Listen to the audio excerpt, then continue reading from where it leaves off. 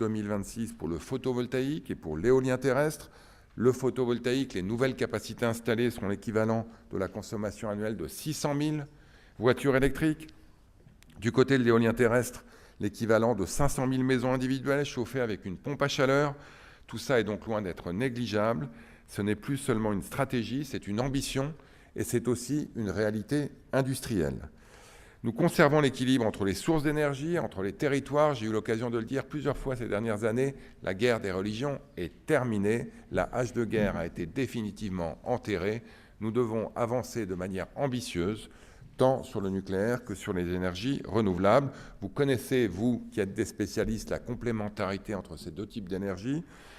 Les EPR sont évidemment plus longs à construire, 10 à 15 ans en moyenne pour les construire. Le parc éolien en mer, c'est 5 à 10 ans. Le champ de panneaux solaires, c'est 3 ans.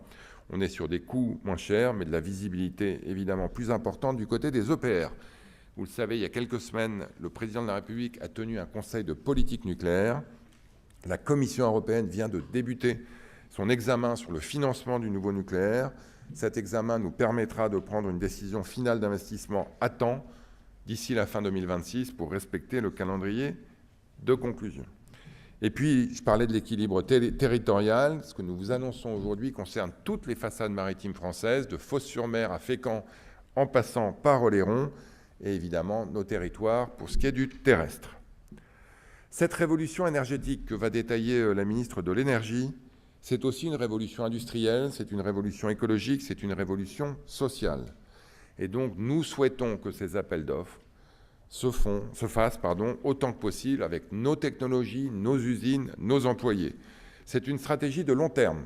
Je rappelle qu'en 2023, nous avions lancé le crédit d'impôt industrie verte qui permet aujourd'hui à des installations de fleurir dans nos territoires qui vont fabriquer des panneaux solaires fabriqués en France, des pales d'éoliennes et autres fabriqués en France. Aujourd'hui, nous avons des filières solides, vous l'avez vu sans doute.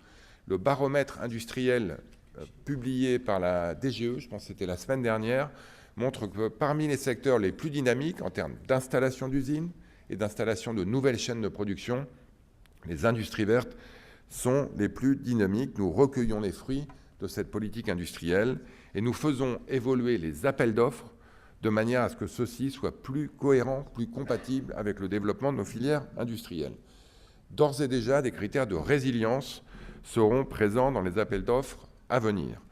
Et puis, au fur et à mesure, nous introduirons des critères de durabilité et de cybersécurité qui permettront aussi de sécuriser nos filières industrielles tout en assurant le développement de l'offre électrique. Et la prochaine étape, évidemment, en phase avec l'Industrial Accelerator Act de la Commission européenne, ce sera le principe de Made in Europe qui sera dans tous les appels d'offres à horizon de 2030. Vous le savez, certaines sont représentées, des centaines d'entreprises sont mobilisées.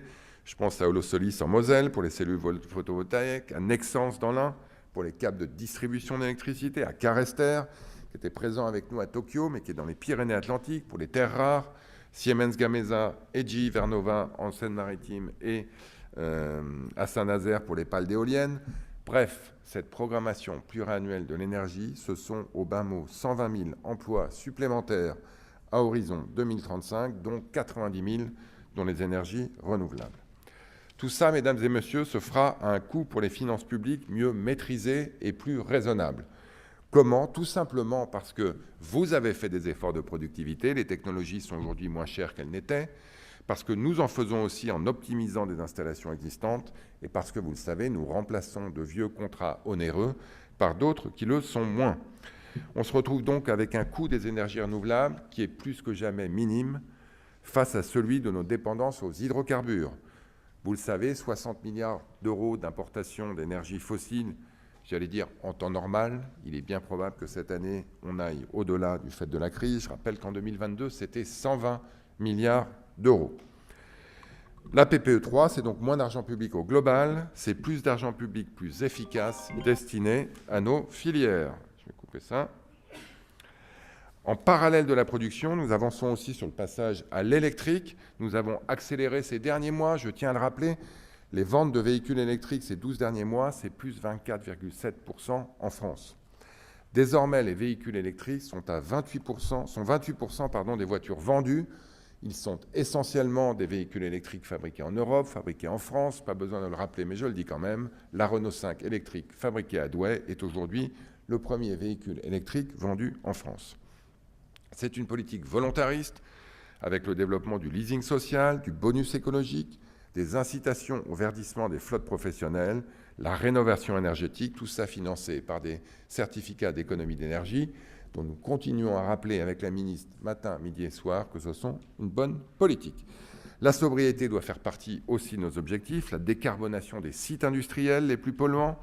La demande d'électricité va continuer à augmenter de manière exponentielle. Le plan d'électrification permettra de sécuriser cette demande d'électricité. Nous aurons des premières annonces dans les prochains jours. Pour conclure, avant de passer la parole à ma collègue, c'est Winston Churchill qui l'avait dit, il ne faut jamais gâcher une bonne crise. Et malheureusement, cette crise à laquelle nous faisons face, nous devons y faire face ensemble.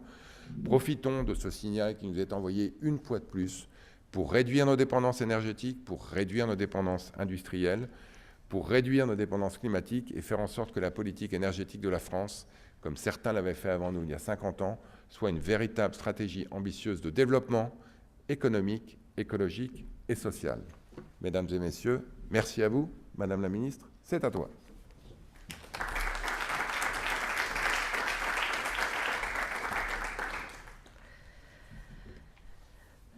Bien, bonjour à toutes et tous, monsieur le ministre, cher Roland, mesdames et messieurs. Comme l'a rappelé Roland à l'instant, nous avons publié, vous le savez, la programmation pluriannuelle de l'énergie le 13 février. 15 jours plus tard, le 28 février, l'embrasement du Moyen-Orient nous a rappelé à quel point l'énergie était un enjeu vital, un argument de plus, une démonstration de plus, si jamais il en fallait une. Ce gouvernement avait au cœur une énergie décarbonée, vous vous en doutez, c'est l'électricité. Et c'est pour fixer le cap de production de cette électricité que je me tiens devant vous aujourd'hui. C'est un grand honneur pour moi de vous annoncer la relance des appels d'offres pour les énergies renouvelables électriques, j'ai envie de dire enfin, que je sais attendu désormais depuis trop longtemps. Il constitue la pierre angulaire de notre stratégie énergétique, permettant une montée en puissance rapide et compétitive de notre production électrique. Ces appels d'offres, je les sais attendus par tous les acteurs, par les élus locaux, qui portent des projets d'énergie renouvelable dans leur territoire, en prévoyant des retombées locales, par les développeurs, qui ont besoin d'y voir clair sur le soutien à leur activité économique dans les années à venir, par les industriels, qu'il s'agisse d'usines existantes ou de projets permettant de maximiser notre souveraineté industrielle et énergétique, par les gestionnaires de réseau, RTE et Enedis, que je remercie de leur présence aujourd'hui, et de leur implication pour mettre en place chaque jour une politique ambitieuse de raccordement des nouveaux projets de production d'énergie décarbonée avec des impacts industriels locaux forts. Et j'ajouterais, je pense, de beaucoup de Français qui sont profondément convaincus de l'impérieuse nécessité de développer, en parallèle du nucléaire, les énergies renouvelables. Je ne vais pas vous faire attendre plus longtemps, l'attente a assez duré. Je me suis attelée dès mon arrivée à garantir, comme le Premier ministre s'y était engagé, la reprise des appels d'offres pour le soutien aux énergies renouvelables dans les plus brefs délais et dans le respect des orientations fixées par la 3e programmation pluriannuelle de l'énergie. Cela a pris quelques semaines, puisque nous avons été contraints par les élections municipales qui impliquent un devoir de réserve. Mais les appels d'offres que nous lançons aujourd'hui nous permettront d'atteindre les objectifs que nous fixe cette PPE3 en 2030. Tout d'abord, donc, je rentre dans le détail. Le photovoltaïque. Nous avons une cible de 48 gigawatts, contre aujourd'hui 30 gigawatts. Le soutien est lancé selon 2 axes. Pour les particuliers et les petites entreprises, nous encourageons avant tout l'autoconsommation de la production photovoltaïque, tout en garantissant la production des consommateurs et l'efficacité budgétaire. Pour cela, 2 textes réglementaires seront transmis aujourd'hui au Conseil supérieur de l'énergie pour avis, avant publication. Nous serons évidemment attentifs aux retours formulés lors de cette consultation pour prendre en compte la réalité du terrain, tout en maintenant le cap vers notre objectif. Pour les plus grandes installations, notre objectif est clair. Nous souhaitons soutenir des installations compétitives dans le cadre prévu encore une fois par la PPE3. 2 appels d'offres auront ainsi lieu en juillet 2026 et seront transmis à la CRE dans les prochains jours. Un appel d'offres pour le petit photovoltaïque sur toiture et au sol, afin de continuer à soutenir le secteur du petit photovoltaïque sur toiture, mais également d'apporter une solution aux petits projets au sol qui bénéficient majoritairement au monde agricole. Cet appel d'offres portera sur un volume de 288 MW crête. Un appel d'offres pour les grandes installations au sol, pour un volume de 925 MW crête. La souveraineté énergétique doit aller de pair avec la souveraineté industrielle, et je veux saluer pour cela Voltec Solar, Heliop Solar, Reden Solar qui œuvrent pour garantir cette souveraineté, mais également Carbone et Holosolis, dont Roland Lescure a parlé tout à l'heure, qui travaillent tous les jours pour intégrer de manière plus forte la filière photovoltaïque dans l'industrie française. Notre ambition est claire, que la filière crée des emplois industriels locaux et non délocalisables. Cette ambition, nous la traduisons dans les appels d'offres à venir. Ces derniers seront restreints à des projets faisant l'objet d'un approvisionnement résilient, conformément au NZIA, permettant d'encourager l'industrie photovoltaïque française. Sur le moyen terme, ce critère de résilience sera accompagné d'exigences renforcées en matière de durabilité et de cybersécurité. Au niveau européen, nous portons des objectifs plus forts encore. Le Made in Europe, pour lequel nous nous battons, vous le savez, chaque jour dans le cadre de l'Industrial Accelerator Act, nous permettra de garantir sur le long terme notre souveraineté industrielle. Nous ajouterons ces critères dès 2027 dans les appels d'offres. Ces appels d'offres photovoltaïques concrétisent donc le travail mené depuis plusieurs années maintenant, développer la filière solaire en garantissant un impact industriel national. Concernant l'éolien terrestre maintenant, la PPE trace un cap clair, là encore, rappelé par Roland Lescure dans son introduction. Le développement de cette filière doit se faire en privilégiant le renouvellement des parcs existants. C'est la demande qui avait été clairement formulée par le Premier ministre. Nous visons 31 gigawatts en 2030, contre environ 25 gigawatts aujourd'hui. Pourquoi favoriser le renouvellement de tels projets ? Pour essentiellement 2 raisons. D'une part, parce que ces projets sont une opportunité économique. En réutilisant une partie des éoliennes déjà installées et avec la connaissance des enjeux du terrain, ils sont compétitifs. Les derniers appels d'offres nous le montrent. Les projets de renouvellement sont plus compétitifs qu'une partie des nouveaux projets. Et deuxièmement, parce que ces projets bénéficient d'une acceptabilité locale renforcée qu'il est évidemment de notre devoir de rechercher. Nous avons des exemples.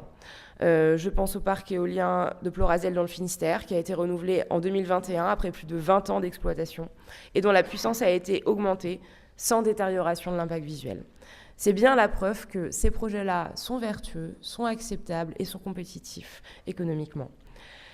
Ils bénéficient au territoire. Le gouvernement a ainsi porté en loi de finances pour 2026 une modification de l'imposition forfaitaire pour les entreprises de réseau permettant aux communes de toucher des retombées économiques lors du renouvellement d'un parc sur leur territoire. Les chiffres sont formels. Un parc éolien composé de 4 éoliennes de 2,5 MW chacune génère 77 000 € pour le bloc communal, soit l'équivalent de la rénovation thermique d'une école primaire en moins de 7 ans. Renouveler un parc, c'est donc bénéficier d'une opportunité économique. Aussi bénéfique qu'il soit, ce renouvellement doit être pensé de manière harmonieuse et optimisée. Pour ce faire, nous nous engageons sur plusieurs points. Faciliter l'instruction des projets en renouvellement. Vous l'avez sûrement en tête, la circulaire publiée vendredi dernier a permis de rehausser de 33 à 35% le seuil en deçà duquel un renouvellement relève d'une simple portée à connaissance pour son autorisation. Planifier le renouvellement dans les zones déjà fortement équipées. Nous avons conscience que certains territoires ont déjà pris leur part dans le développement du renouvellement terrestre. Pour ces territoires, l'enjeu, c'est désormais de planifier le renouvellement des parcs déjà présents de manière harmonieuse et concertée. Une circulaire a été transmise au préfet à ce sujet ce matin. Elle rappelle la nécessité de privilégier le renouvellement des parcs, mais introduit un dispositif inédit de planification spatiale du renouvellement des parcs éoliens terrestres. Nous réunirons les entités concernées au niveau national pour définir les grands principes de cette planification dans les prochaines semaines. Elle sera ensuite déclinée dans les régions concernées. Cette planification permettra de concilier performance énergétique, acceptabilité locale, préservation des paysages, en garantissant un renouvellement adapté aux contraintes locales. Les zones concernées pourront bénéficier de mesures permettant de limiter l'impact visuel, tant d'un point de vue du balisage que de l'alignement des mâts. Le renouvellement éolien ne doit pas se faire au détriment de nos enjeux de défense. D'autant plus dans cette période particulière, c'est un point important sur lequel il y a eu de longues discussions. Une des zones ciblées sera donc équipée d'un radar de compensation permettant de libérer de l'espace pour le renouvellement des parcs tout en maintenant un haut niveau d'exigence en termes de défense. Parce que nous devons de la visibilité aux projets déjà autorisés et bénéficiant ainsi d'une bonne acceptabilité locale, nous relançons sans attendre les appels d'offres pour le soutien de l'éolien terrestre. Le cahier des charges de la prochaine période sera publié dans les prochains jours avec 800 MW de projets et 800 MW de projets pourront candidater en mai prochain. Enfin, comment parler des énergies renouvelables sans parler de l'éolien en mer, qui est évidemment le cœur du sujet que nous verrons tout à l'heure lors du déplacement avec Roland. La PPE nous a fixé un cap avec une puissance installée de 15 gigawatts en 2035. Cela nous permettra de consolider notre industrie sur l'éolien posé, mais également de devenir leader sur l'industrie de l'éolien flottant. Pour atteindre cet objectif, le chemin est clair, lancer les 9e et 10e appels d'offres pour le soutien à l'éolien en mer.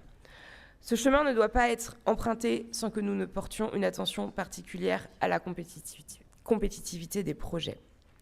C'est ce que nous faisons aujourd'hui précisément.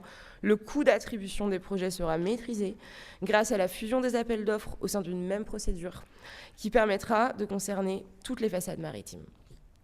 Les lauréats pourront ainsi désigner dès qu'ils sont suffisamment compétitifs et qu'ils offrent suffisamment de garanties de retombées industrielles d'ici le début de l'année 2027. Il s'agit d'un programme industriel d'envergure qui concernera les 4 façades maritimes et permettra des retombées économiques directes pour les territoires, mais également des investissements d'envergure dans les zones industrielles et portuaires. Cette procédure, c'est avant tout un investissement en France et pour les territoires. Cela représente environ 37 milliards d'euros en termes de taxes et de retombées économiques et industrielles directes ou indirectes. Le site sur lequel nous nous rendons tout à l'heure avec Roland en est une parfaite illustration. Le chantier de construction mobilise pendant 2 ans 1500 emplois directs en France, dont une centaine de salariés issus des professions portuaires. Il mobilisera également pendant 25 ans 85 emplois locaux non délocalisables pour faire fonctionner le parc, dont une soixantaine sur l'île Dieu, à Port-Joinville. Plus de 140 contrats ont été signés avec les entreprises locales. Le moins qu'on le puisse dire, c'est que ce parc bénéficie à son territoire d'accueil. Enfin, je n'oublie pas les Outre-mer dans cette aventure et vous savez que du fait notamment de son parcours, le Premier ministre y est particulièrement attentif. À cet effet, nous publierons dans les prochains jours la synthèse de la consultation sur le projet de parc éolien flottant à La Réunion. Cette synthèse permettra d'avancer sur la faisabilité du projet conformément aux annonces réalisées lors du comité interministériel de la mer l'année dernière. Voilà, je ne serai pas plus longue, je l'ai déjà largement été, mais je crois qu'un certain nombre de détails et de précisions étaient attendus. Je crois que l'essentiel a été dit. Et donc, en ligne avec les engagements pris le 13 février dernier, nous confirmons aujourd'hui le triptyque qui doit nous guider pour avancer, souveraineté énergétique, relance industrielle, exemplarité budgétaire. Les engagements pris sont des engagements tenus. C'est évidemment le cas pour l'industrie nucléaire. Ce sera tout autant le cas pour les énergies renouvelables. Et si jamais il était nécessaire de le dire, contrairement à d'autres peut-être, en tout cas à en croire le débat public ces derniers temps, nous n'avons pas les énergies renouvelables honteuses. Je vous remercie. Merci beaucoup, Madame la Ministre. Monsieur le Ministre, merci beaucoup. On va procéder en 2 temps. Je vais d'abord laisser les filières poser des questions au ministre. On va prendre 2-3 questions. Ensuite, on pourra laisser les journalistes poser 2-3 questions au ministre. Et ensuite, les ministres devront partir pour ce fameux déplacement. Et on vous laissera avec le côté technique, autant les filières que les journalistes pourront discuter avec eux. Voilà. Bonjour, Jules Nissen, président du syndicat des énergies renouvelables. Je vais commencer par un remerciement appuyé parce qu'on voit qu'on continue à monter les marches de l'escalier, c'était pas facile. Mais on reste dans l'esprit des annonces qui ont été faites dans le Jura, où on était tous ensemble. Je voulais souligner l'importance de bien relier, vous l'avez fait tous les deux, le déploiement des énergies renouvelables électriques pour crédibiliser ce que vous allez annoncer la semaine prochaine en matière de plan d'électrification. Parce qu'à côté des aides à l'électrification, il faut aussi avoir la certitude que la France continuera à disposer durablement d'une électricité abondante, compétitive et totalement ou quasi totalement décarbonée. Je voulais vous dire aussi qu'on soutenait totalement vos efforts pour rendre plus souveraines les éléments de la chaîne de valeur et puis essayer de mettre en avant un Made in Europe qui soit vraiment fabriqué dans le territoire de l'Union européenne et pas avec des partenaires commerciaux, autant aller directement sur les choses les plus faciles à comprendre. Troisièmement, je voulais aussi vous remercier pour ne pas avoir abandonné l'ambition initiale qui était caractérisée dans le pacte éolien en mer sur l'éolien offshore. Il faudra être attentif à ne pas perdre de temps dans la nouvelle procédure qui a été annoncée, mais ça nous paraît être la solution qui était la plus ambitieuse et la plus souhaitable. Et je terminerai avec une interrogation et une question sur les filières ENR terrestres, le solaire et l'éolien. On a tous bien compris qu'il y aurait une clause de revoyure en 2027, c'est vos mots, monsieur Lescure, qui est liée à l'élection présidentielle, mais elle n'est qu'au mois de mai. Or, dans ce qui était annoncé aujourd'hui, qui figure dans le dossier de presse, il n'y a pas de visibilité sur l'éolien terrestre après la fin 2026. Et pour le solaire, ce n'est pas très clair après l'été. Donc j'espère que dans le cadre des relations régulières qu'on a avec vos équipes, avec les équipes de Maud Bréjon, la DGEC que je tiens à saluer, on aura rapidement des éclaircissements là-dessus parce que les acteurs attendent cette visibilité. C'est déjà pas très loin, mi-2027, mais c'est le minimum pour pouvoir sécuriser les filières industrielles. Je vous remercie. Merci Jules, et merci à vous pour tout ce que vous faites avec d'autres dans cette salle pour promouvoir, et vous non plus, vous ne lâchez pas et vous gardez vos ambitieux, et c'est tant mieux. Peut-être une remarque générale, et je laisserai ensuite la ministre répondre sur vos questions particulières. Il n'y a pas de poule et il n'y a pas d'œuf. Il faut effectivement développer à la fois l'offre et la demande ensemble. Donc à celles et ceux qui nous disaient il y a 3 ans, on manque d'électricité et on va en manquer pour le restant de nos jours, qui nous disent aujourd'hui on a trop d'électricité et on va en avoir trop pour le restant de nos jours, j'ai envie de leur répondre que je rentre du Japon et que quand je rencontre des investisseurs japonais qui se demandent où ils vont installer des data centers dans le monde, en Europe, ils s'intéressent à la France. Et j'espère même qu'ils vont s'intéresser de manière très concrète et qu'on aura dans les semaines qui viennent l'occasion d'annoncer des mesures. Et ils s'intéressent à la France parce qu'on a de l'électricité décarbonée en volume et pas cher. Et donc ça peut aller vite. Je vois Thomas Vérinck ici dans les calculs d'RTE sur les scénarios de hausse de la demande d'électricité, l'installation d'un certain nombre de gigas en data center peut vite faire des marches importantes sur les escaliers dont vous parliez tout à l'heure. Donc vraiment là-dessus, allez, là aussi il faut enterrer les haches de guerre. On est vraiment dans une logique ambitieuse. C'est celle qui prévalait, je le répète, il y a 50 ans quand nos prédécesseurs se sont lancés dans un programme électronucléaire qui fait des envieux partout dans le monde. Il faut qu'on garde cette ambition aujourd'hui. J'ai effectivement évoqué l'élection de 2027, et je pense que tu as repris ça, Maud, aussi dans ton interview, comme une clause de revoyure par définition, par essence, et je suis intimement persuadé que l'énergie fera partie des grands débats de l'année prochaine et qu'il faudra se positionner les uns et les autres sur ce grand défi qu'est celui auquel on fait face. Mais ça n'empêche pas que d'ici là, la PPE, elle est annoncée, elle est lancée, et qu'on va évidemment continuer à livrer. Tu veux peut-être compléter sur la question précise sur le RTE? Oui. Je ne vais pas revenir sur ce que tu as dit sur la nécessité de évidemment lier plan d'électrification et développement des ENR. Et d'ailleurs, complètement décalé d'entendre depuis, ces derniers jours, des gens nous demandaient encore si on a vraiment besoin de produire davantage d'électricité au regard de ce qu'on est en train de vivre. C'est quand même, encore une fois, je l'ai déjà dit, mais complètement anachronique. Sur 2027, juste dire que c'est vrai que c'est une clause de revoyure, mais pas spécifiquement pour l'énergie, en réalité. L'ensemble des politiques publiques sont réinterrogées à l'aune d'une échéance électorale, et au fond c'est la démocratie, c'est normal, et ça n'empêche pas qu'on continue à se battre pour ce qu'on pense être juste, spécifiquement pour des domaines qui ont besoin de visibilité et pour lesquels il est urgent d'arrêter les stop and go. Ça vaut tant pour le renouvelable que pour le nucléaire. Et enfin, sur la question des suites dans les appels d'offres, sur l'éolien terrestre, il y aura une période début 27. Voilà, avec l'ambition d'attribution avant l'élection présidentielle qui devrait néanmoins être en avril et non en mai, ce qui va contracter cette période à 3 mois. Donc on fera tout ce qui est possible de faire, mais on prévoit bien une période à ce moment-là.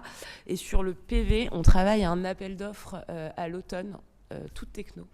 Et vous allez être sollicité dans la suite de ces annonces par la DGEC, notamment pour contribuer à cet appel d'offres qui est prévu pour l'automne. Donc on ne l'a pas détaillé là, mais effectivement, il y a bien une suite à tout ça.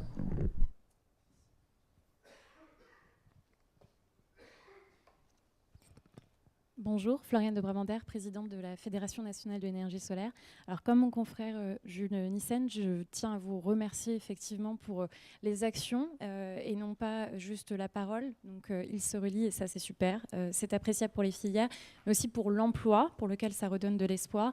Puisque dans toutes les annonces que ici vous avez évoquées, je vous remercie aussi d'enterrer les guerres d'idéologie et de clocher pour reparler avec du bon sens technique, mais aussi de la valeur qu'on va créer. La souveraineté, c'est aussi ça, c'est l'emploi aussi dans nos territoires non délocalisés. À ce propos, la Fédération nationale de l'énergie solaire a pensé à une nouvelle méthodologie ou en tout cas un nouvel indicateur à ajouter à côté de toutes ces annonces et demain des prochaines, puisqu'on sait qu'on est toujours en mutation sur ces sujets.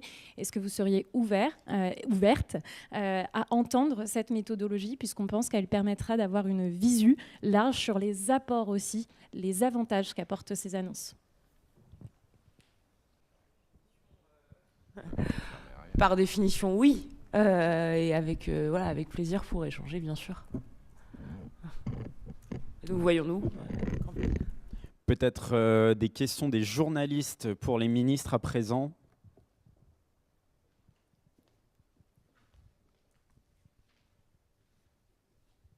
Bonjour, Aurélie Barbeau, l'usine Nouvelle. Est-ce que vous pouvez préciser ce que vous entendez par critère de résilience? Et je n'ai pas bien compris à partir de quels appels d'offres et sous quelle forme ils seraient inclus.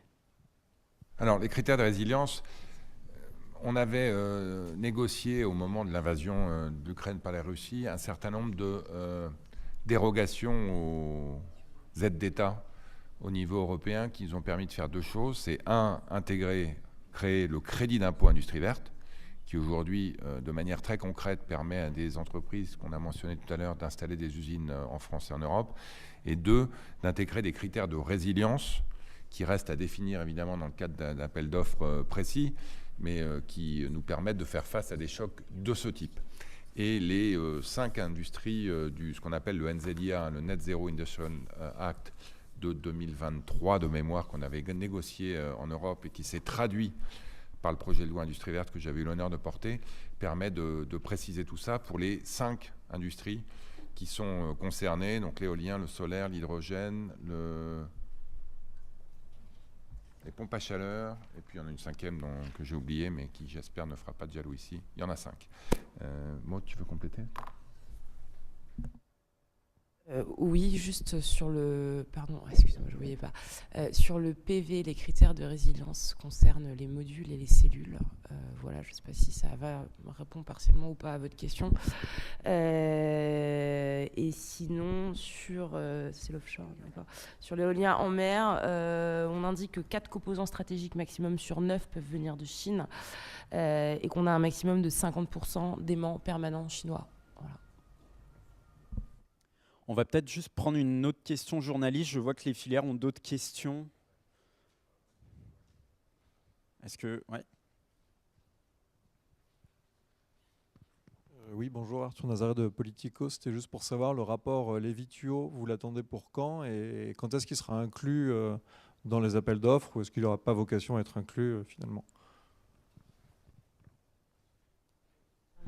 Je pense que c'est une question de jour. Ils sont en train de terminer leur travail. Je pense qu'on doit les voir. Moi, je les ai vus la semaine dernière. On est dans les dernières consultations. Évidemment, on intégrera leurs recommandations au fur et à mesure des appels d'offres, mais aussi d'autres préconisations et règles qui pourraient être mises en œuvre, puisque leurs préconisations sont sans doute au-delà et concerneront potentiellement des mesures prises dans le cadre du projet de loi de finances. Oui, factuellement, je crois qu'ils doivent le rendre mi-avril. Si c'est des ajustements simples, je puis dire, on pourra l'intégrer très rapidement. Si ça nécessite des renotifications, ce sera à moyen terme, nécessairement. Pour ne pas freiner le calendrier qu'on vient d'annoncer, en fait. En fait, l'objectif, c'est que ce calendrier-là ne va pas bouger. Voilà. Et donc, on intégrera ce qu'on peut intégrer si jamais ça match avec ce calendrier.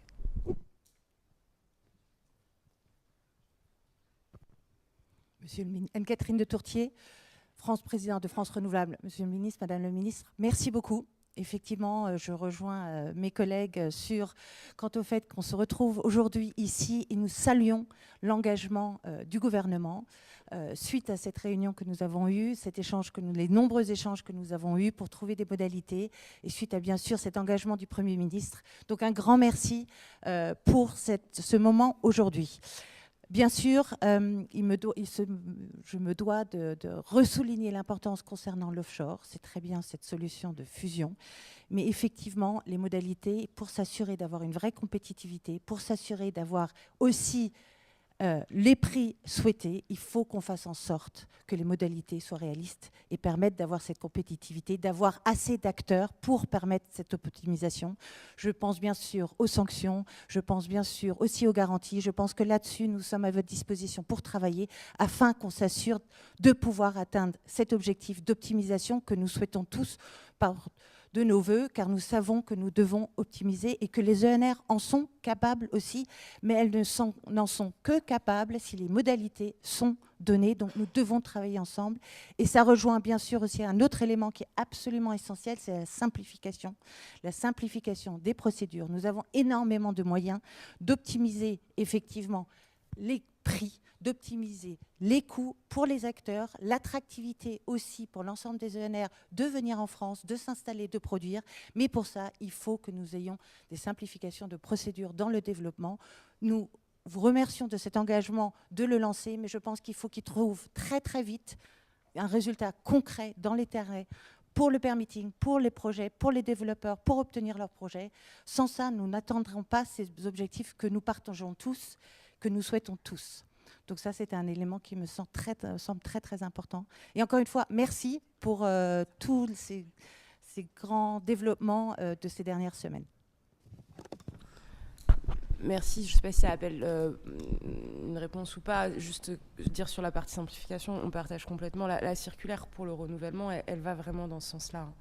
Enfin, moi, je suis prête à avancer autant que possible là-dessus, avec une contrainte qu'il faut intégrer, qui est celle du Parlement, évidemment. Vous savez qu'il n'est pas évident de naviguer, sans jeu de mots. Mais tout ce qui peut être fait, notamment par voie réglementaire, on y est extrêmement ouvert. Alors, on a bientôt un déplacement, donc on va prendre peut-être encore 2-3 questions des filières.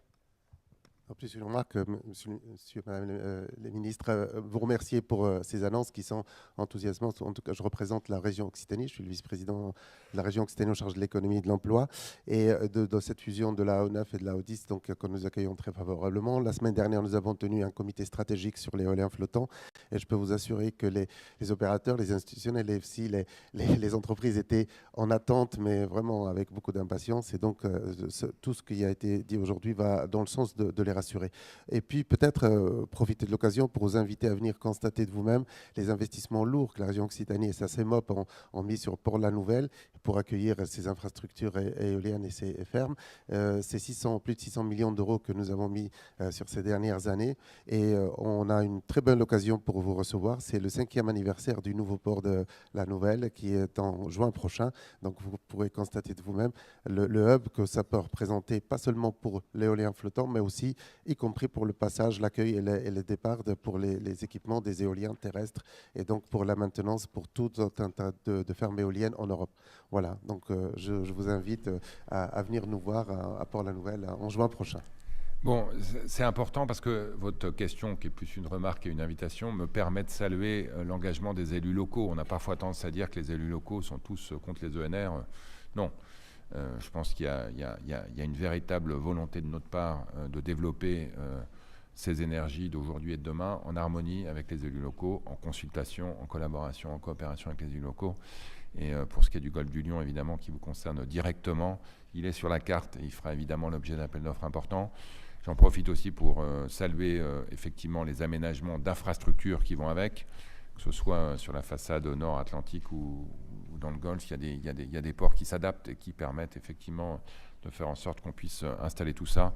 Pour ce qui est de l'invitation, à nous deux, on arrivera bien à se libérer. Je ne sais pas si ce sera Maud ou Roland pour aller fêter l'anniversaire du Port-la-Nouvelle au mois de juin. Donc je ne nous engage pas formellement, mais au moins sur les moyens, on va essayer de faire. Tu es d'accord ? Madame la ministre, Monsieur le ministre, Christian Buchet, le président de de l'Union française de l'électricité. Je voulais souligner avec grande satisfaction, vous l'avez fait tous les deux, Madame, Monsieur le Ministre, la connexion, pas seulement dans le calendrier, entre cette superbe annonce ce matin et puis vous avez dit dans quelques jours le plan d'électrification. C'est à la fois une cohérence calendrier, mais peut-être au-delà, et on travaille avec tous mes collègues qui sont dans la filière électrique. C'est la finalité, quelque part sociétale finalement, et de dire tout ça, c'est souveraineté, c'est très concret effectivement, mais c'est aussi pour compétitivité, vous l'avez évoqué, vous avez comparé à l'Italie.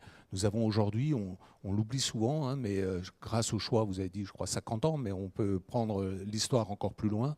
Voilà, on a une compétitivité forte de l'électricité, et je voulais vous inviter aussi, et on le fait dans la filière d'ailleurs électrique avec les producteurs ENR, que nous soyons tous capables de parler d'une pompe à chaleur, que nous soyons capables de parler d'une voiture électrique. Je parle même de sa rentabilité. Une voiture électrique, elle consomme moins d'unités par son rendement d'énergie qu'une voiture thermique. Une pompe à chaleur, elle consomme moins d'unités énergétiques qu'une chaudière fossile. Et donc, je crois que là, c'est une transformation. Le plan d'électrification des usages, on est beaucoup dans cette salle à y travailler très, très activement. Mais effectivement, ce qui se passe ce matin, aujourd'hui, et votre déplacement cet après-midi, ça donne le sens pour notre pays à travers l'électrification des usages. Et le sujet, encore une fois, de connaître les équipements. J'aurais pu citer le four industriel pour l'industrie, on en parle peut-être moins aujourd'hui, mais de connaître les équipements et d'être capable dans les territoires, avec les collectivités locales, de remobiliser la filière des installateurs, parce que la transformation et l'électrification des usages, c'est là qu'elle se passera. Merci en tout cas à vous. Merci à vous. Je n'enlèverai rien à ce que vous dites. Je rajouterai aussi que tout ça, c'est une politique écologique, c'est une politique économique, c'est une politique de souveraineté, c'est aussi une politique sociale. Aujourd'hui, le leasing social, c'est 100 000 véhicules, pour l'essentiel fait en France et tous faits en Europe, qui aujourd'hui sont disponibles pour des conducteurs qui sont plutôt sur des revenus modestes. Donc on peut réconcilier urgence économique, urgence écologique et urgence sociale. Et l'électricité, elle permet de faire ça. Donc il faut qu'on accélère, vous avez raison, et je pense qu'on aura des choses à dire très vite sur ce sujet. On va prendre une dernière question des filières.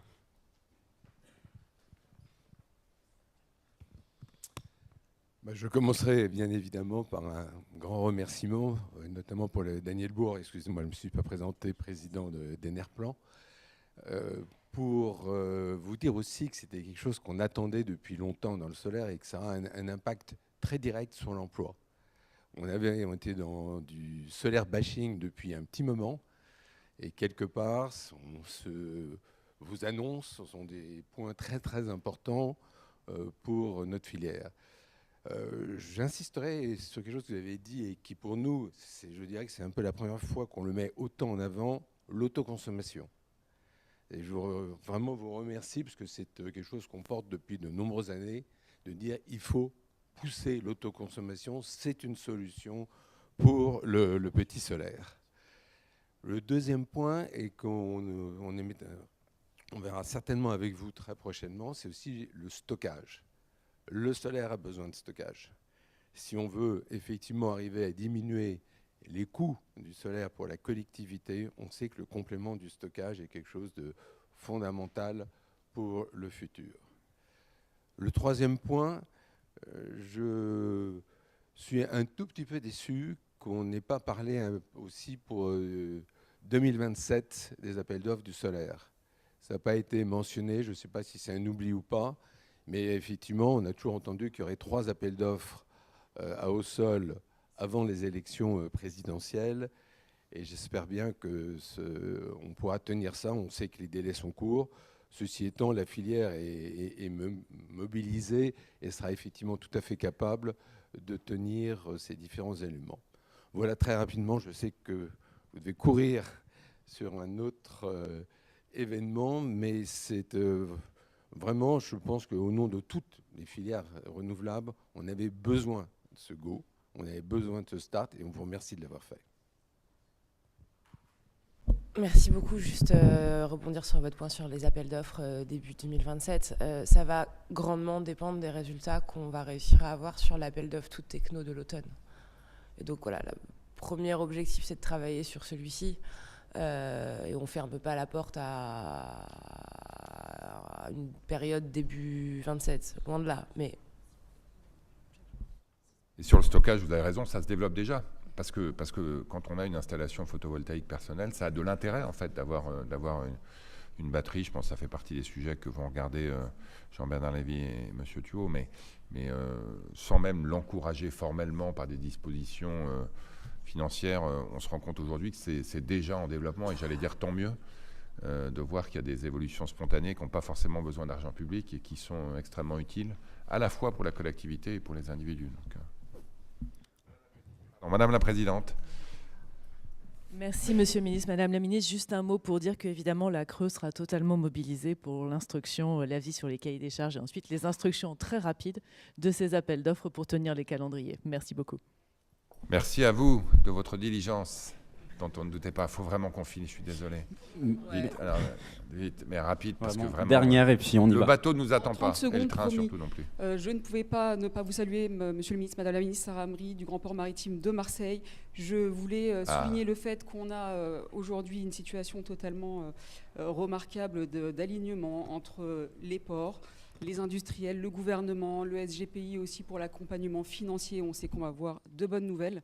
Hier, c'était les 60 ans du Grand Port Maritime de Marseille. On a toute une séquence qu'on conduit. Donc évidemment, je vous incite à venir visiter ces 800 mètres linéaires de quai, ces 80 hectares. Dit comme ça a l'air de rien. Mais en bord à quai, c'est un foncier incroyable et on travaille en complémentarité pour atteindre nos objectifs en matière d'éolien flottant. Merci beaucoup. J'adore le Grand Port de Marseille. Bienvenue. Mais j'y suis déjà allé 2-3 fois, donc je laisserai ça à Maud. Mais j'adore le Grand Port de Marseille, mais je ne fais pas de jaloux entre les ports.